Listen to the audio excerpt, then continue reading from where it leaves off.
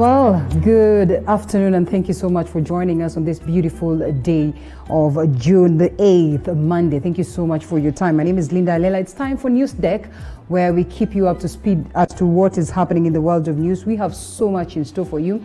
We take a look at issues happening in the corridors of justice, on matters, politics.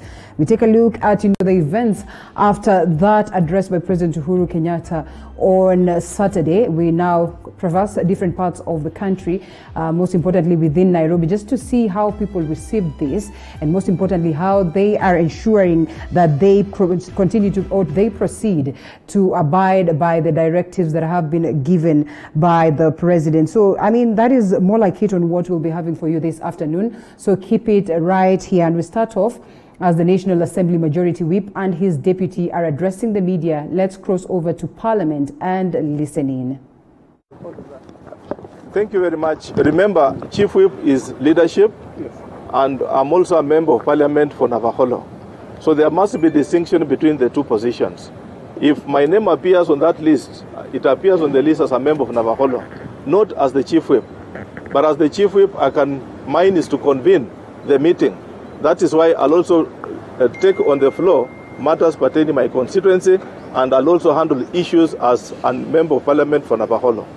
So is your name appearing? That is what I've said. And so there was that State House meeting, and the president deliberately retained that leadership.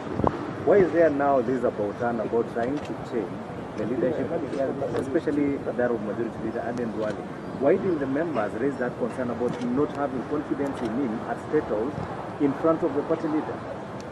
Thank you. Some matters, maybe because we are two with my colleague, he'll also be able to answer and respond to it. Thank you, Ishmael. I think what happened was that the State House PG meeting last week did mention the names of the people who are to be retained. And for some reasons, the name of the majority leader was omitted from the list that was being endorsed at the State House last week. And it is for that reason we have received the office of the Chief Whip, the petition to the party leader and the party leadership that we need that message sent to us on Tuesday last week to be clarified. And we have received the signatures, 126 of them, which we have forwarded to the party leader. And our political reporter Elizabeth Motuko is following up on those political events. Will be updating us accordingly. Let's cross over to the corridors of justice. And Chief Justice David Maraga has blamed President Uhuru Kenyatta for the backlog of cases in courts for his refusal to appoint judges recommended by the Judicial Service Commission. Now, President Uhuru Kenyatta has defended his decision not to gazette 41 judges picked by Judicial Service Commission, saying he had received adverse reports of some of them. It is important to clearly and categorically state that this shortage of judges and the near paralysis of court operations has been caused by the President's refusal to swear in the 41 judges recommended by the Judicial Service Commission in July 2019 for appointment to the Court of Appeal, the Environment and Land Court, and the Employment and Labor Relations Court. The President has persisted in this refusal despite orders in 2 cases requiring him to swear those judges within 14 days. In the cases, petition number 427 of 2019 and the petition number 369 of 2019, the President argued through the Attorney General that he refused to swear in the nominated judges because he had information that some of them have integrity issues. He claimed that he was actively consulting with relevant state organs with a view to taking appropriate legal and administrative action, including a review of the JSC recommendations. The two courts rejected those arguments and held that the JSC's decision recommending persons for appointment by the President as judges is not subject to review, reconsideration, or a second guessing by the President. Once the JSC makes recommendations, the President has no option but to formalize the appointments. The court ruled that the President cannot change the list, review it, or reject some names. He cannot decide to cherry-pick from the list of nominees. Both courts ruled that the President must appoint the persons as recommended and forwarded to him by the JSC, since the President has no residual legal power to question or reject names recommended to him by the JSC for appointment as judges in accordance with the Constitution. The Constitution does not donate any mandate to the President to perform any other act upon receipt of the names recommended by the JSC except to appoint them. Both courts categorically held that the refusal by the President to appoint the 41 judges was a grave violation of the Constitution. Having reached that decision, now, Bungoma Senator Moses Wetangula has been replaced by Wafula Wamunyinyi as Ford Kenya Party leader. The Registrar of Political Parties, Anne Nderitu, has this morning gazetted the changes days after leadership wrangles within the party. The registrar, however, says that anyone with written submissions concerning the intended changes by the party has 7 days to submit. The notice dated June 8th also indicated the replacement of National Organizing Secretary Chris Mandu with Josephine Maungu, but Wetangula has dismissed the changes, terming them as a coup.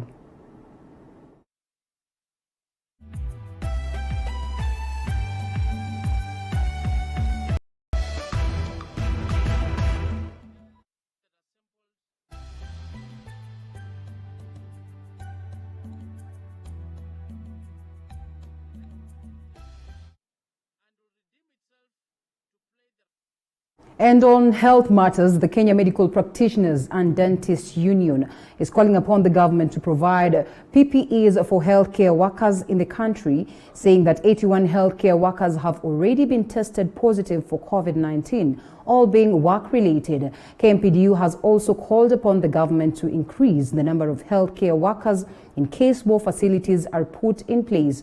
Moreover, KMPDU says the healthcare workers are yet to benefit from the COVID-19 welfare package and now urging the government to move with speed and implement their directive. And actually the observation that our counties are not yet prepared to handle a surge in cases. The past 1 week, we have all seen the triple digits in the daily rise in cases, and we anticipate that in the next few days we shall actually hit the 200 mark, going by how the figures have been going. So that means that for this month, we are likely to see an exponential increase in cases. That said, we actually welcome even the decision to hold a summit between the two levels of government to ensure that the directive to set up 300-bed isolation facilities in each county is achieved. With that, we equally as KMPDU state that the infrastructure setup is important, but more important is the human resource function and the human resources required to run these facilities. If these facilities are set up in our current scenario, where the healthcare are in their current numbers, they are not yet enough, then we will still not be able to achieve the desired outcome. We have the projections that each 300-bed facility will require in terms of human resources for health. 636 doctors, 1,000 nurses, 360 clinical officers, 572 laboratory personnel, among other personnel, including porters, morticians, cleaners. And so we appeal to the summit as it convenes to consider further budgetary allocations for the HRH component. And we acknowledge that so far 8,000 have been hired. Now, it is good news as flood victims in Tana River County receive relief food from the government. According to the Chief Administrative Secretary for Ministry of Interior, Hussein Dado, the national government has disbursed worth 13 million shillings to be distributed to victims across the county. The villages of Arango, Kareyu, and Araku, Onworde, Lailoni, Mwanja, Odoleshama, Samicha, Shirikisho, and Manono were the first to benefit from the exercise.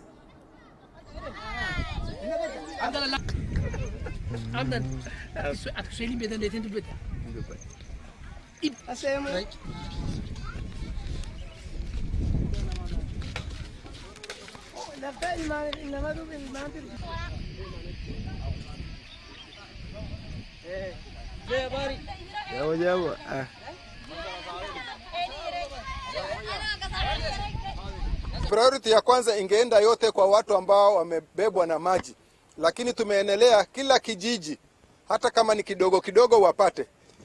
Mimi si kuandika hii list, viongozi walikaa chini wakaandika kupitia maheadmen.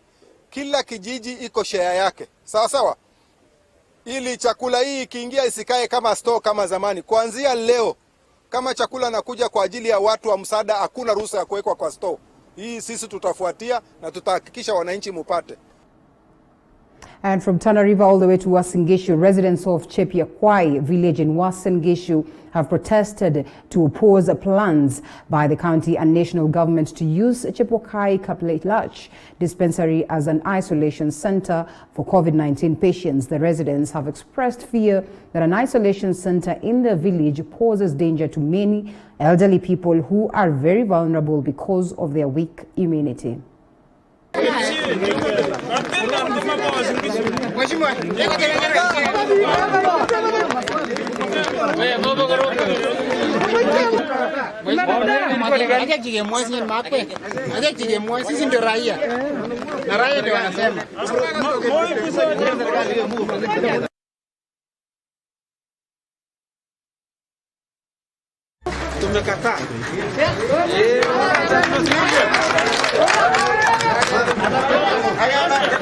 Tulikuwa tumeambiwa kwamba isolation center inaletwa hapa bila idhini ya watu, haikujulikana hata kwa raia, hawakuchukua views na watu wa hapa. Kuna watu wa Kongwe wanaofia maisha yao, wamekuwa wakijichunga bila kwenda town to avoid the contact with the COVID-19 people.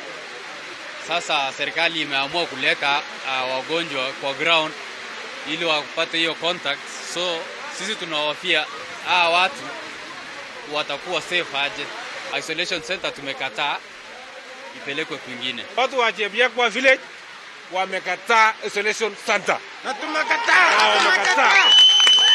Reason 1, wahofia maisha yao. Ya pili, tunahofia maisha yetu kwa sababu tuko na wazee, tuna wakongwe. So watu wa Chepiakwai ngeria watu tumekataa. Kulingana na public demand, au watu wa Chepiakwai wamesema tumekataa ya kwamba isolation center ya hatutakubali iwekwe Chepiakwai.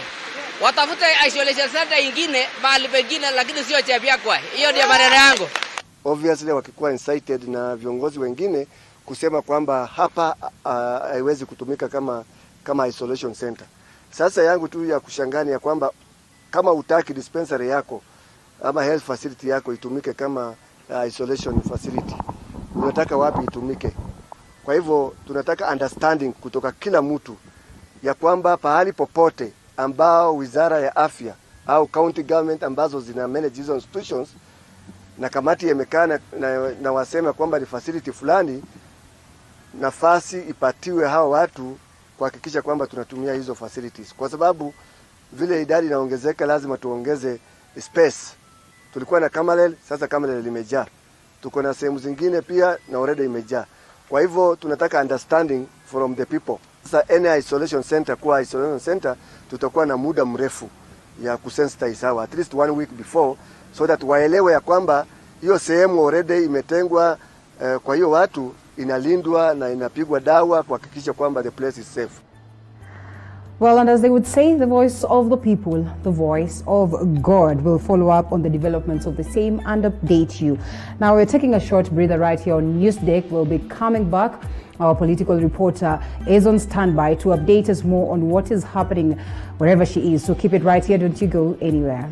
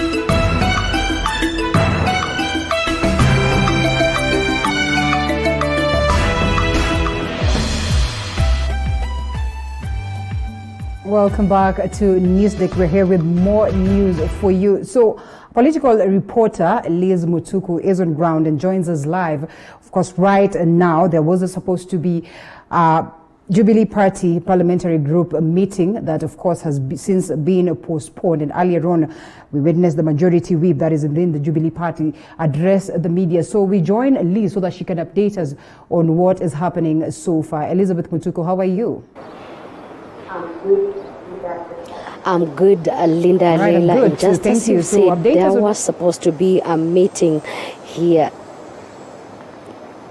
Of course, just as you've said, there was supposed to be a meeting today pertaining the Jubilee MPs at the party headquarters at Pangani, but it didn't happen. According to Wangwe, who is the chief whip, says that it has been scheduled for another day for major reasons, which he didn't reveal to us. But then he said that already they've received a list which has been signed by 126 MPs from this National Assembly pertaining the removal of Majority Leader Aden Duale. But however, he says the reasons pertaining his removal, he's not going to reveal them, but in the next PG, which the party Secretary General Raphael Tuju is going to call upon in the course of few days or a month, they're going to reveal the reasons as to why they feel that a Majority Leader Aden Duale shouldn't be in the position. Not only that, Linda Alela, they said that the purging Jubilee will not stop because as he's serving in that capacity, he has to align himself with what the party needs and do according to the party. Not only that, he also told us in this meeting today and in the press conference that they are deliberating on major issues, especially on purge, which is going on. And not only that, he says that himself and other Jubilee members have already signed the list, in this case, to remove Duale, and he signed not as a Jubilee whip, but he signed as a Navaholo member of parliament. And according to Mauka Maure, the name of Aden Duale as Jubilee Majority Leader was not mentioned in the previous meeting, and this is the reason they are seeking to know whether Majority Leader Aden Duale remains in the position. Back to you in the stadium.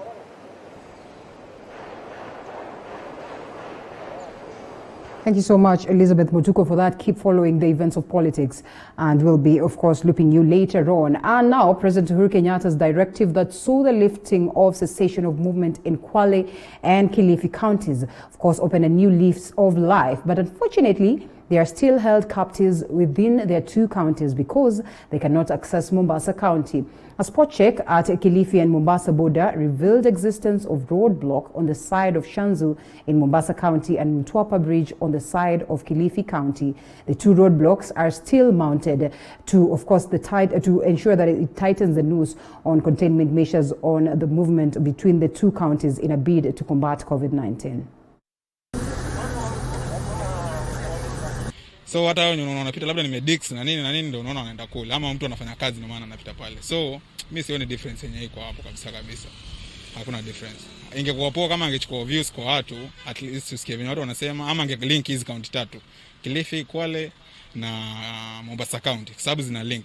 Because unaona kama hapa ni only hii bridge peke yake ndio ina differentiate. So ukifika hapa Kilifi umefunguliwa au uendi Kwale, na hiyo Kwale ndio imefunguliwa, utafly ama utafanya nini ndio ufike Kwale? Hatujaona manufaa yoyote, manake pia tukifuka hapa hii road block iko karibu sana na Mombasa. Na wengine pia tunafanya kazi Shanzu huku Mombasa, hizi hoteli ziko beach pale. Hatuwezi tukapita hata road block ya Mombasa. So mimi hata sijaona yochote tumesaidika, manake sasa hata kufuka bado ni shida. Bado lazima zile barua uko nazo za kufuka. Alafu pia hata ukifuka haendi distant, ni kama tu kutoka hapa mpaka hapa prison. So hata hapa prison hakuna biashara yoyote unaweza enda kufanya pale. So mimi Mombasa na hakuna kutoka Mombasa. Wale watu wa Kilifi ama watu wa Kwale ambao kwao wamefunguliwa, wakitaka ku access other counties, mfano Kilifi wanataka kwenda Kwale, they can only use another route, not through Mombasa. Mombasa hakuna, there's been no movement through Mombasa. That is as simple as that. Mombasa bado iko kwa cessation. And traders in Narok have expressed joy over the extension of curfew hours from 7 p.m. to 9 p.m. Majority who are low-income earners say they will make an extra coin with the extension of hours.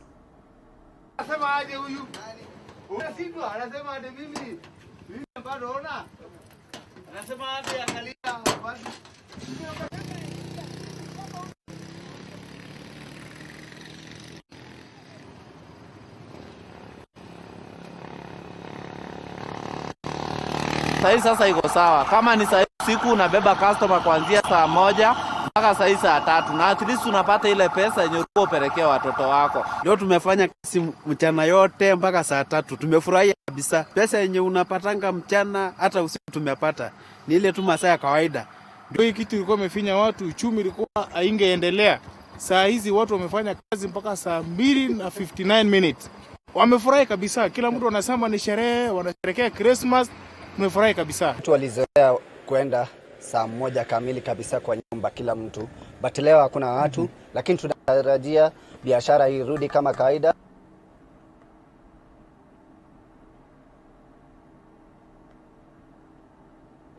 And now we cross over to some bit of international news prepared by our very own Lexi Kimani. And Chinese officials on Sunday